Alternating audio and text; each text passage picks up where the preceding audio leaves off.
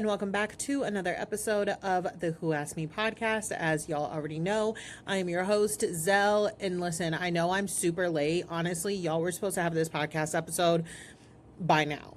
Like, you should have already been listening to it by the time I'm recording it, which is midnight Sunday, May 31st, Saturday night. The Cardinals are playing the Cubs. And if you know anything about baseball, Midwest baseball, that is like a huge rivalry. Chicago's only 4.5 hours away, so a lot of people are in town. I work at a hotel. It's nuts, okay? And I prioritized my sleep. I did. I'm sorry, I'm not going to lie to you guys. I prioritized my sleep over recording this podcast. I was going to record with Leah. It just didn't happen, but I'm here now because there are still things that I want to talk about. It's going to be a shorter episode, and I hope you appreciate it. Look, I got to put me first, all right? So let's dive into, of course, the summer house reunion of it all. I honestly want to talk about the whole Bailey and Ben of it all more than anything else, because after seeing Amanda's attitude, West pull his same old shit, knowing that they're in Rome, knowing that they literally do not give a fuck, I don't care. You know what I mean? It's just like, they don't care. I don't care. I am starting to move on to the stages of this like scandal with these two people in particular that I just have to ignore them because it's clear they want attention, but we will get to that part. The Bailey and Ben of it all. Bailey had her moment during the reunion where she kind of went off on Ben a little bit. Cool, whatever. First thing I want to address, a lot of people have been saying like, Bailey was raised by Lindsday Hubbard. We are using that term too liberally. If you have been listening to me for a while, you know I am the president. I am the president of Hub House Nation. I am awarding myself that title. Why? Because of all the years that Lindsday Hubbard has been on our television screen. I have had to break down that chaotic fire sign for all of you. Bailey was not raised by Lindsday Hubbard. She may be a distant auntie, okay? Because the reunion had not been up for 12 fucking hours before Bailey was going to Instagram, making an Instagram press release, black background, white font, telling us to be kind and to remember. Do you think out of 10 seasons we have ever seen Lindsday Hubbard make any type of release, take back her words, try to explain herself at all after what we saw, after her worst crash outs? Do you think that she has done that? No, she is not. That woman is not raised by Lindsday Hubbard. She is not. Please get a hold of yourselves. Get a hold of yourselves.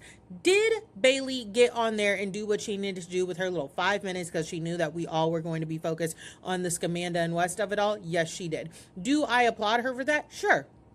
I am so tired of talking about this whole Bailey and Ben situation because I'm quite frankly so shocked by how much this has been blown out of proportion.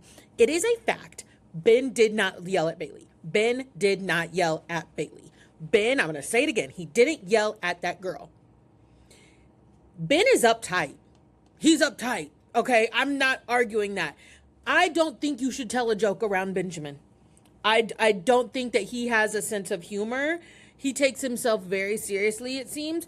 Is that my type of person? No, it's not. I don't find Ben cute. I definitely don't find him funny. Like I just said, he can't take a joke. But I'm not going to sit here and act like he set women back 50 fucking years by approaching Bailey. Y'all want to know what it is, point blank period? Ben and Bailey both did their jobs as reality TV people, both in that scene that we watched during the season and on the reunion. Okay? He did not like what she said. It was about him, mind you. He went upstairs and said, let me talk to you. If someone says it's something that you don't like directed towards you, you have a right to say, let me talk to you. I told my boss that I felt disrespected by something that he did the other day. And he told me, well, okay, I don't like your tone. Tone it down. That is called a conversation between adults. Did I change my tone? No, I fucking didn't. I don't care if he didn't like it because I didn't like his tone. Were we at a stalemate? Yes, we were.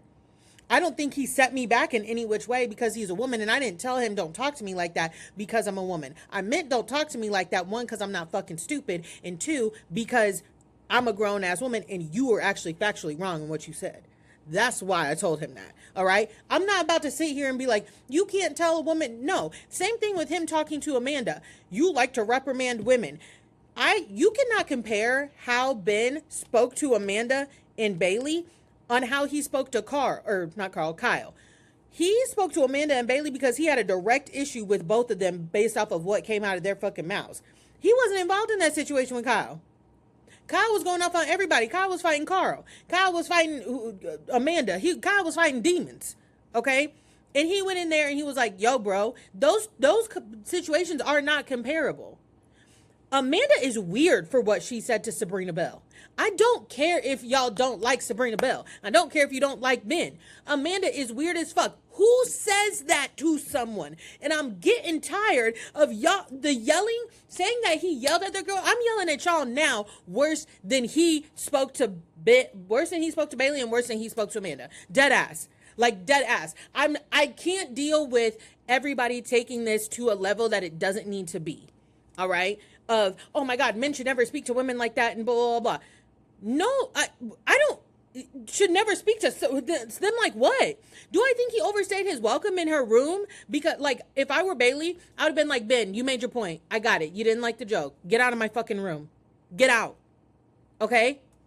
How do y'all expect us to make a reality TV show? Moreover, Kyle and Carl have called women out of their fucking names on this show. We have seen men disrespect women on this very fucking show way worse than what Ben did. Ben's not funny. He doesn't have a sense of humor. He takes himself too seriously. He overstayed his welcome in that girl's room. Do I think that Bailey is triggered because, one, she was embarrassed? She was embarrassed. If somebody has and that's the thing that I think a lot of people are conflating as well. We know that she had a crush on him. She told us over and over and over again. We know that she also has trauma from a past relationship, which is fair. Bailey's boundaries are fair. She don't like the way Ben speaks. That's totally fair. But I'm going to tell you right now, Bailey don't speak for me. You reprimand women. I don't like the way you speak to women.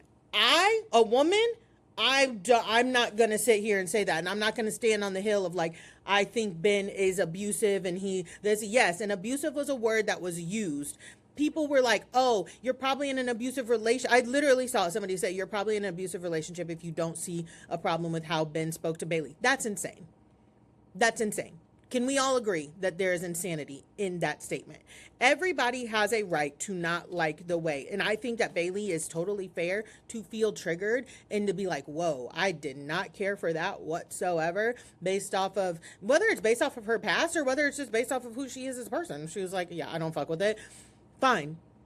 We need to move on. But trying to like make this woman a march for women, I'm not fucking with it. And then it also goes back to, because people are like, the patriarchy. You guys are going into the patriarchy. Do y'all remember, like, I don't know if it was a few months ago or it was probably closer to a year ago, when there was a debate online asking Black women who they felt like safer with or who they felt better with at work, white women or white men. White men won.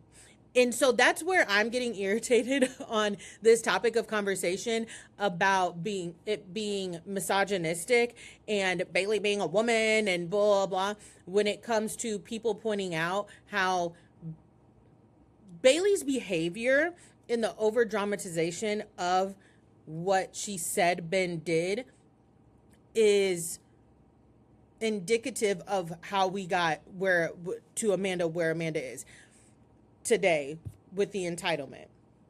I think that Bailey's a little bit more self-aware than Amanda. I don't think that we're going to end up in the same situation with Amanda as we did Bailey, because I just don't think Bailey's that type of girl. I always knew Amanda was like this. Okay. When you stand on things, when you make centralizing this issue, okay, saying that this issue between Ben and almost said Ben and Sabrina. Ben and Bailey is like a woman issue. It's a misogyny issue. It's a patriarchal issue. It does completely take out the lots and lots of Black women who are saying hey, wait a minute, we see some intersectionality here in how Bailey is being infantilized in droves by the fandom, and how Ben, a white man, they're both white people. Ben and Bailey are both white, right? I just think that there's a large conversation that's being ignored, and I do think culturally, and I'm not saying all, okay? Y'all already know what I say. Black women, we do not have to be one band, one sound. I've seen plenty of black women who think that, it was inappropriate the way he spoke to her. Cool, fine, whatever. But my thing is making this a huger issue of abuse, verbal abuse, things like that. How do you expect men and women to be on a reality TV show? And in 10 years, I have never ever heard, maybe in the last one, I have never heard nobody say, Carl, Kyle, any of those men that have yelled at women are fucking verbally abusive. Seriously? And I don't care if Ben's back next season. I really don't. I don't care if Sabrina Bell's there. I don't care if Ben's there. I don't give a fuck. My issue is the topic of conversation and turning into this whole thing of like, we're fighting the patriarchy and this is for women everywhere and blah, blah, not this woman. And I don't care if I'm on a land on my own. And it kind of reminds me of the conversation last year with Love Island between Ace and Amaya, when Ace was like, hey, I don't like the babe. I don't like the baby. You're a little too touchy-feely. I'm not feeling it. I did not think that there was an issue with what Ace said. Because Ace chose her over Shelly when we just knew that him and Shelly were like, holding hands and making plans, that's what made it weird. But I don't care who you are. You can say, hey, I don't like when, you call me, I don't like to be called babe. I don't like to be, touched. I'm not a touchy-feely person. Men can say that. Oh, I hate that I have to like sit here and be like, men can say this, but they can. Anybody can say it. Anybody can say, I'm not fucking with it. Amaya took it to another level. And listen, again, that's another thing that both Amaya and Ace did their jobs there. I thought it was funny. It was funny to watch. But I also would argue that now Amaya was emboldened to really dial up things on her end, which from what I understand on, what's that show? Beyond the Villa, it was just kind of giving like, what the fuck is going on? That's because it's like a kid, you know what I mean? You tell somebody, don't laugh at them when they do something silly and they do something that is meant to get attention, because they're going to think that they should keep doing it. Adults are the same way. Trust me, I do stand-up comedy. We're the same way. If I do something on stage, you laugh at me, I'm going to keep doing it. Duh. So my point is, again, unfortunately, you guys have me here standing up for fucking men. It's not sometimes, and I do think, again, I want to say, I think Ace got more heightened than Ben got in general. Do I necessarily think Ben and Ace were wrong in their respective situations? No. Do I think that they did their jobs as reality TV stars? Yes. Do I think they set women or verbally abused and set women back? No, I don't. How would I reply? I would have laughed in Ace's face. And I also would have laughed in fucking Ben's face. Like I said, I'm like, okay, get out of my room. Stop talking to me. Get out of my room. All right, got it. Won't make that mistake again. I probably would have pissed Ben off more, because I would have been like, noted, Ben doesn't like jokes. No joking ever with Ben. I would have made it worse. I tend to do that when I think people are fucking uptight. And listen, I have had plenty of conversations about that where people are like, it's not that I'm uptight. I don't like that. That's my boundary. Okay, that's your boundary. Got it. But I'm a very unserious person, okay? But like I said, she was not raised by Lindsday Hubbard. She did what she needed to do to secure her spot for next year. I'm sure she'll be there. Moving on. Amanda and West are in Rome. We know that they're in Rome. Why? Because people keep fucking taking pictures of them. At this point, I am convinced that Amanda is handing people a phone and being like, take a picture of us, and sending it into Dumois, because I know that Summer House is worldwide. Not to sound like Candy Burris, but is Summer House Candy Burris worldwide? People in Rome are taking pictures of Amanda and West? Like, I'm just like, okay, I don't know. But They are at a wedding, and it seems like I did not dig too deep into this. I'm gonna let you know now. I got off work. I was changing my clothes in the locker room, and I was had threads up, and somebody had looked up the wedding website, I guess, of this couple's wedding that they're at. That's weird to me. That seems like a lot of work. That's what I'm gonna say. That seems like a lot of work. I feel conflicted about how the like going to find the wedding website, because I feel bad for the couple. And it's one of those things, I say it all the time. I'm not surprised that both of them still have friends, because if my best friend did something, I'm not gonna say that it would have to be Katie DeLuca. I obviously wouldn't be happy with her, but I'm not gonna, my best friend of like 10, 15, 20 years, I'm not going to say I'm not going to straight up not talk to her, not going to invite her to my wedding, or him, because I think this is West's friends or whatever.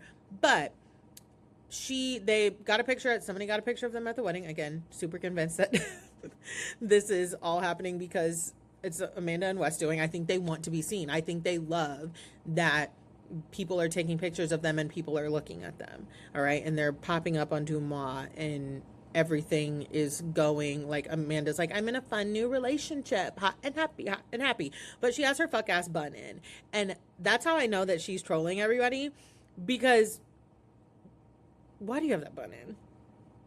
I know that I know the sky is blue, that Amanda did her hair exactly the way she did it at the reunion, or it was done at the reunion, because she's trolling. And that's why I say it's time to stop paying attention to them and stop giving them the, clicks and the photos, because she loves that y'all are so pissed off about her hair. I don't care about the hairstyle. Is it something I would do? No. But you know what I mean? And apparently, since people found the wedding website, they saw that the RSVPs were due on February 1st. And apparently West RSVP'd for both of them on February 1st, which I guess blows up their timeline. Listen, we know Mandy's not turning down a trip to her homeland of Italy. She loves the limoncello. She loves a wedding in Italy. So not shocked that she's there. Not shocked that they RSVP'd. I mean, guys, I think we realize that their timeline is bullshit. They keep telling us the timeline, and it's sloppy. If I cared so much about maintaining a timeline, I would not be doing so many things that are easily proven wrong. One, she is just literally all Amanda is proving at this point is all of those breadcrumbs that she left on Instagram. This is how much I care, XYZ. That is how she feels. That is how she feels. Point blank, period. I honestly almost don't even need to see anything else from this reunion. Even Carl did an interview where he was like, it's interesting because he was sitting right next to them, so he couldn't see their facial expressions. He was like, they don't give a shit. God, Carl was like, oh, they don't give a shit. He was like, I can hear them, but I couldn't see their faces. He's like, watching this is insane. And I'm like, yes, Daddy Carl, it is. Speaking of Daddy Carl, guys, I've never felt this strongly about Carl at all. And what I mean by that, Carl is not playing with these motherfuckers.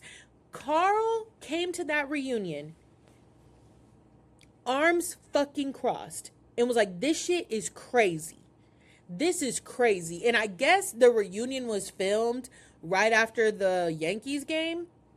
And so Carl is like, what in the fresh hell is going on? Everybody got something to answer to. When Andy said, Jesse, fans think that you are the Tom Schwartz and you knew about this. He said, I have a timeline to prove that I didn't. Carl said, pull it out. Pull it out. I didn't realize that he said that until I watched it the second time. He said, pull it out. That's what we're here for. Pull it out right now. Carl, like, did everybody have to come into the reunion and prove to Carl that they didn't know about this? Because he has had enough. And you know how I know Carl is sick? Carl has always stood up for Amanda. Always. He has always stood up for her ass. That's how I know. He is like, girl, do you know how many times I've argued with Lindsay, with Kyle, with other people in defense of you? And you gonna do this? I still don't think Carl's fine. I'm sorry, I don't. But I'm enjoying this side of friend Carl, and we all know them boys don't play about Sierra. Kyle and him have both said, like, with two men that want to fuck around with Sierra, Sierra has been so clear. Sierra has been so motherfucking clear. So what are you doing here? What are you doing here? Carl and Kyle would like to know. Me too, honestly. What else? What else? Oh, West and his B-roll. That's my other thing. West has a sports podcast, and let's use air quotes there. Sports podcast with Sophie Cunningham, who I'm not going to turn this into a sports podcast by talking about her gameplay, but I did. Okay, really quickly. I did just see Emily Englister. They played. Who is Emily playing for right now? Mystics? Washington Mystics, maybe? I don't know. I might fuck that up. I can't remember if she got traded or not. But they played the Fever, Indiana Fever, who Sophie plays for. And Sophie is just a dirty player. Listen, I feel bad because I do like some of the players on the Indiana Fever, but there are also so many players that they play. I don't want to say dirty, but between Caitlin Clark and Sophie Cunningham, they do shit for show at this point. Caitlin Clark like flung herself on the fucking ground the other day during a game and was looking for a goddamn foul. Her sideline activity has been out of control. And you know what? I'm so sorry. I'm getting off kilter just a little bit, but I will bring this back around to Sophie Cunningham and West. Caitlin Clark's sideline activity, talking back to her coaches, getting up off the bench, stepping on the court, it is out of line. And I'm so fucking sick and tired of these new ass WNBA fans. These fans that don't know shit. They don't know shit about shit. You don't know a fucking WNBA player besides Caitlin Clark.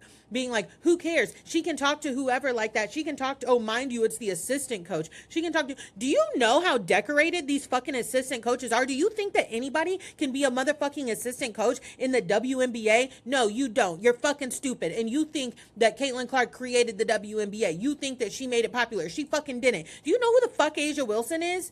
Asia Wilson would never be on the fucking sidelines arguing, going off on her fucking coach, assistant coach, physical therapist. Nobody. She wouldn't. And a whole slew of other fucking WNBA players wouldn't either. It's about fucking respect. You do not talk to your coaches like that. You do not talk to anybody like that who is, and you are this is her third year in the WNBA. What the fuck do you know? Like Charlotte told that new girl at the art studio in Sex and the City who is replacing you, you're 22. What do you know about life? It's your third year in the WNBA. What do you know about life? You need to sit down and take fucking notes. You are playing with some of the greatest fucking players. You need to sit down, humble yourself, and take fucking notes. Same thing with Sophie Cunningham. Bringing this back around. She straight up hit Emily Englister like in the side of the neck, like an ear or whatever. And I do think that was an accident, right? But in the post-game interview, Emily was asked like what they were saying because they were going back and forth. And Emily was like, you don't want to know what we were saying, and I'm just going to tell you this, what I am allowed to say so she doesn't get fined.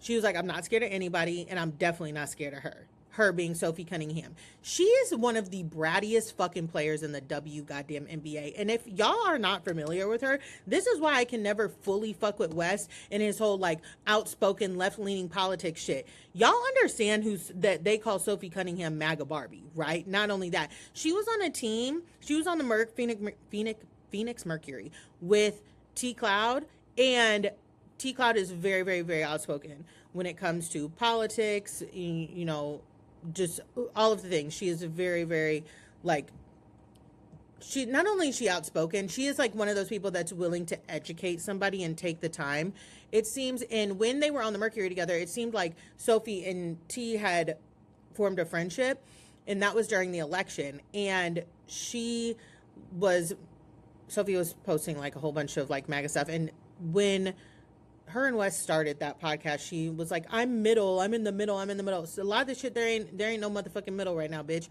Anyways, T tried to talk to her, and there was this fallout because she just wasn't hearing it. So I don't want to fucking hear too much from West. And people being like, well, West is one of the outspoken guys that we have on Bravo. Okay, sure. He knows how to make a post. We know that he knows how to make a post. Why? Because one thing that he fucking said was, oh, I'm really sad that my B-roll is just going to die in my camera roll. That's what he cares about. He cares about social media. He cares about posting shit that looks cool on social media. Not about the people that it affects, not about anybody's feelings, not about marginalized communities. That's for damn sure. He may put on a rainbow shirt starting on Monday, June 1st, and take it off on the 30th for Pride and be like, I have no problem with gay people. He absolutely doesn't have a problem, co-opting Black culture. But no, I can't. I just exhaust myself talking about them. Moving on. Y'all, the Valley. First of all, the mid-season trailer came out. When I tell you, I hate when Lauren from Utah makes me laugh. There's a scene of Nia standing in between Danny and Lala. And Lala is retelling this story to somebody, I can't remember who, in the mid-season trailer. And she goes, she stood in front of him as a barrier like a linebacker in a prairie dress. Bitch, when I say I fell the fuck out laughing, a linebacker in a prairie dress is hilarious. It is hilarious because Nia and them motherfucking trad wife prairie dresses have been on my last nerve. But I'm going to stop right there before y'all start jumping me. I understand that is probably what she feels most comfortable in. So I let it, there ain't no letting it slide like she gonna wear them. I don't know the girl, right? But I was just like, okay, whatever. But when Lala said a linebacker in a prairie dress, I lost my fucking shit. That was such an accurate goddamn read. An accurate read. But for the Valley, I want them desperately to stop talking to Nia about how Danny treats her. I don't want to hear about how Danny treats Nia anymore. Nia is exactly where she wants to be. And like, I feel like at this point we're having more serious conversations, especially with like verbal abuse and things like that. Because as I just said, I don't think Bailey said that Ben is disrespectful, reprimanding Sabrina. Sabrina then went on to post a bunch of pictures on social media about how Ben is with his mom and Ben with her mom and Ben with her, and that she doesn't see a problem with it. That's her,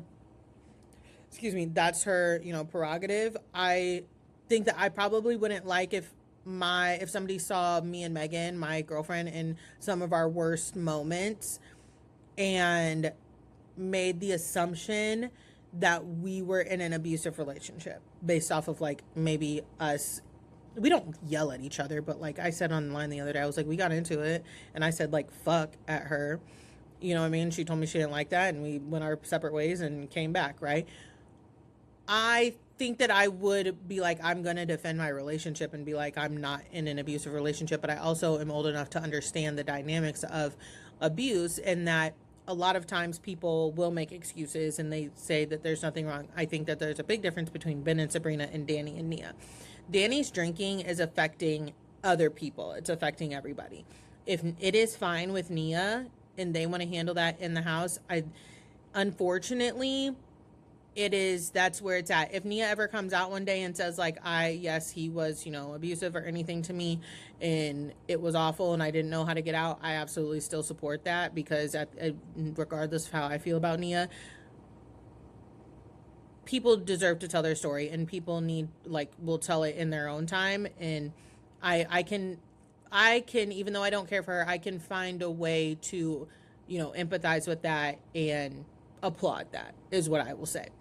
Now, when it comes to them discussing other people, like how Danny is towards other people, you will be hearing about it. If I was their badass, you would be hearing about it. I'm not going to talk to you about how he speaks to you. Fair. That's your marriage. Okay. You know what I mean? I hope that things get better. But when it comes to the group and the things that he says and does in the group for the public to see, yes, you will hear from me each and every fucking time. Nia trying to sit there and tell Kristen and Zach that it's that other people in the group get drunk and that this is only a Daniel thing and that it's clear that their sights were set on them. Let me tell you something about Jax Taylor. I'm not even willing to say broken clocks are right twice a day when it comes to Jax Taylor. The broken clock that is Jax Taylor is right once every 4 years. I'll give it to him. And again, even though he was right, Jax did not try to spill Danny and Nia's tea because he felt badly for Nia. He tried to do it because he knew the jig was up and he knew he was about to lose his job. Just like last year when all the guys low-key started turning on each other with that stupid guys chat and who takes their ring off, who might or might not take their ring off, who gets drunk and touches people. All of those men on that show, their hands are dirty. Every single last one of them. And Jax, I think Jax chose who his partner in crime was with, which was Danny, in getting their hands dirty. I think Jax said, whose hands might be as dirty, a fraction of dirty as mine, that's Danny's. And that's why he planted that seed that he planted last year. Do I think that Danny was targeted this year? No, I don't. I think that Danny has shitty behavior and that I don't know any grown adult that wants to be around somebody like that, just from how I see him on TV. And I'm going to preach over and over and over again. What drives me crazy about Kristen is the hypocrite of it all. She's a fucking hypocrite. If Danny were Janet's husband, and behaving like that, Kristen would be eating him the fuck up. Kristen would be like, oh, absolutely the fuck not. If Danny were Jason, and even hell, what's that other one's name? Jesse Lally. I think if Jesse Lally were behaving like Danny, Kristen also would be like, absolutely not. This is an issue. She would not be sweeping it under the rug the same way she is. And Luke giving interviews talking about parents are, coming at Danny and that's not fair. This using oh my God, can I speak? This whole thing of using, parenthood and marriage as a shield for shitty behavior is insane to me. Never once, I don't think ever once when I was married did I say, like, I'm married, so I can't me or my ex-husband can't be held responsible for our actions. Now, I believe in staying out of married folks' business in real life, not the ones that put their shit on TV, right? But I do, yes, there are some times when I'm like, I think that is something that they deal with in their home and maybe they're fine with it, but it wouldn't be for me over here. That, I think that married people definitely have issues and they have times where they are not the best versions of themselves and they make decisions on whether to stay together or split up. Those types of things, I got nothing for, right? Just like, again, Danny and Neil want to say that their marriage is fine and they were going through a rough patch this season? Fine. Do I think that Danny and Nia are going to be at the reunion? No, I don't. Do I think that Kristen Doty is flirting with the line of, like, dangerous territory of, like, trad wife, traditional conservative views? Yes, I do, especially for somebody who was fired from Bravo the first time for what she was fired for. I saw that she had a talk with Jasmine and, it went over well. I just think that if Danny and Nia, here's my thing. I think if Danny and Nia don't show up to the reunion, that there will be a little bit more space for Kristen to be honest and about her defense and her I cannot speak hypocritical behavior towards Danny and Nia, but if they do show up, I don't think that she's going to do it because she loves Nia. Kristen always gets these, like, weird girlfriend crushes. Like, I'm separating the word girl and friend, not girlfriend. Like, she's always gets like that. Remember how she was with Brittany when Brittany first came on the show? Like, she's incapable of being honest with her friends and unless it's like a big blow up. And I find that so interesting. Like, just be honest. When Nia got up from that conversation with Zach and Kristen, I rolled my eyes so fucking hard because I'm sorry, I can't be friends with somebody that simply cannot speak to. There is no speaking to Nia. And I can also accept from Nia that she is postpartum.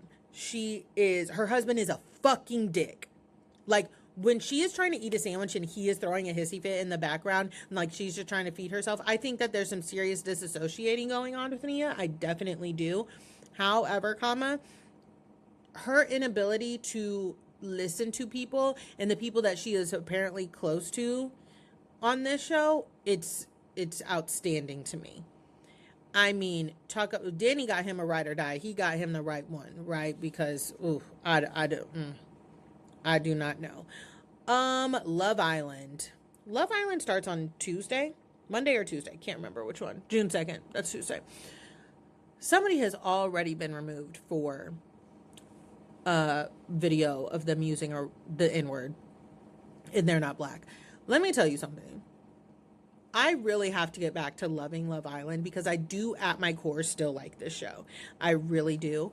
But what is going on? What is going on in the vetting process? I am truly, truly fucking confused. I'm truly fucking confused. Also, speaking of people trying to make things, well, this is about misogyny and this is about this. Love Island discourse. It's Love Island. The idea of Love Island is inherently misogynistic. You have 20-something-year-olds walking around in bikinis and boxers, half clothes. This is a painfully straight show, heterosexual show. What part, I'm sorry. There are some things in this stupid ass show that are, especially since they keep casting racist, that are worth arguing. But there are also some that it's just like, that guy's frontal lobe isn't developed. That girl's frontal lobe isn't developed. They made a stupid mistake on TV. It's not, I'm not talking about Huda, just so we're clear. This does not include her, because that girl, a problem last year. I want to get back to enjoying my show. And everybody, and I'm honestly, I've been holding this in for so fucking long, I don't even care. I have been reviewing Love Island. I've literally been doing TikTok reviews of Love Island for so fucking long. I think this would be my 4th season doing them. The fact that there are so many Love Island reviewers on TikTok now irritates the fuck out of me. I'm sorry, I don't care. And I don't mean the ones let me clarify that. I don't mean the ones that are trying to build their platform, because that's how I built my platform. Honestly, truly. I did Love Island season 4 or 5. I can't even fucking remember. Love Island USA 4 or 5 recaps every single episode. And I'm not saying I'm the first to do it, because I got that idea because there is this UK influencer named Sorrel, and I love her. She does episode by episode recaps, and I love her. And I was like, I don't really see anybody doing that to that level on the USA side. So that is why I started doing them. I'm not saying I was the only one to do it. I'm just telling you how I got there. And I started it in season 4 or 5. I can't remember again. But what irritates me is the influencers who are jumping on the bandwagon, who literally see that they already have their platform, and they're like, oh, you can, get even more audience tapping into this. I'm just like, okay, whatever. Anyways, that's just me going off on a little rant. What else? I think that's it. I think that's gonna be it for tonight. A little 39 minutes. We'll get this up for y'all tomorrow. And, let me know in the comments how you're feeling about everything. Feel free to call me a hater. I don't give a fuck. I'm so tired. I don't fucking care. I said some hater ass shit this episode. But I stand by it.